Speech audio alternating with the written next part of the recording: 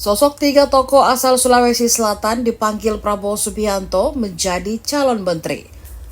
Ketiganya sudah dipanggil menghadap Prabowo Subianto di kediaman pribadi Presiden terpilih itu di Jalan Kartanegara 4, Kebayoran, Jakarta Selatan pada Senin 14 Oktober 2024 malam. Ketiganya datang dari background yang berbeda, mulai dari akademisi sekaligus imam besar, politisi, hingga mantan kabinet Joko Widodo. Ketiganya yakni Amran Sulaiman, Profesor Kiai Haji Nasaruddin Umar, dan politisi Golkar Mutia Hafid.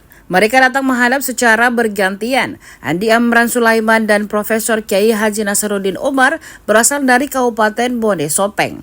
Sementara Mutia Hafid berdarah Bugis Sopeng. Total ada 49 nama yang diajak bicara oleh Prabowo Subianto. Prabowo mengatakan bahwa pihaknya sudah lama melakukan seleksi untuk mencari menteri dalam kabinetnya. Mayoritas yang datang hari ini juga sudah lama diminta membantunya dalam pemerintahan mendatang. Secara garis besar, Prabowo mengatakan pihaknya puas dengan kandidat menteri yang diundangnya pada hari ini. Dia pun berharap para kandidat menterinya mendapatkan bisa bekerja sama dalam membangun bangsa. Lebih lanjut, Ketua Umum Partai Gerindra itu menuturkan proses seleksi nantinya akan dilanjutkan pada Selasa 15 Oktober 2024. Pemanggilan merupakan kandidat menteri dan wakil menteri. Kandidat pertama yakni Andi Amran Sulaiman, merupakan putra pasangan Andi B. Sulaiman Dahlan Petalinta dan Andi Nurhadi Petabau. Amran adalah anak ketiga dari 12 bersaudara. Ayah Amran adalah seorang tentara. Amran kecil menghabiskan sebagian besar masa kecilnya di daerah tetangga yakni Barro. Ia tinggal selama 7 tahun dan pertama kali bersekolah di sekolah dasar. Kemudian ia kembali ke Bone dan menyelesaikan pendidikan dasar 12 tahun pertamanya, lulus dari Sekolah Menengah Atas Negeri Lapariaja pada tahun 1989. Andi Amran Sulaiman tinggal di Kabupaten Baru Sulsel saat kecil. Amran kecil ketika itu ikut sang ayah yang berprofesi sebagai tentara. Sang ayah ditugaskan di Kabupaten Baru. Amran kecil bersama keluarganya tinggal di Desa Balewa, Desa Binuang, Kecamatan Balusu, Kabupaten Baru pada tahun 1970-an. Amran mengungkapkan ia pernah bekerja sebagai pemecah batu untuk tambahan biaya sekolah saat kecil. Ia juga pernah menangkap ikan mujair untuk sekedar mengisi perut yang lapar. Tokoh Sulsel kedua yang juga diundang Prabowo yakni Nasaruddin Umar. Nasaruddin Umar lahir di Ujung Bone, Sulawesi Selatan pada 23 Juni 1959. Saat ini usianya 63 tahun. Nasaruddin Umar menikah dengan Helmi Halimatul Udma yang dikaruniai 3 anak.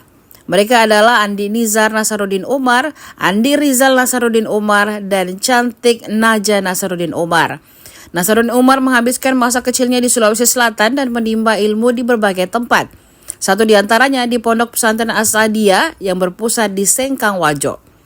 Ponpes ini merupakan lembaga pendidikan tertua di Sulawesi Selatan yang didirikan oleh ulama besar Sulawesi Selatan, Andi Guruta Haji Muhammad As'ad Al-Bugisi, gelar Puang Aji Sede.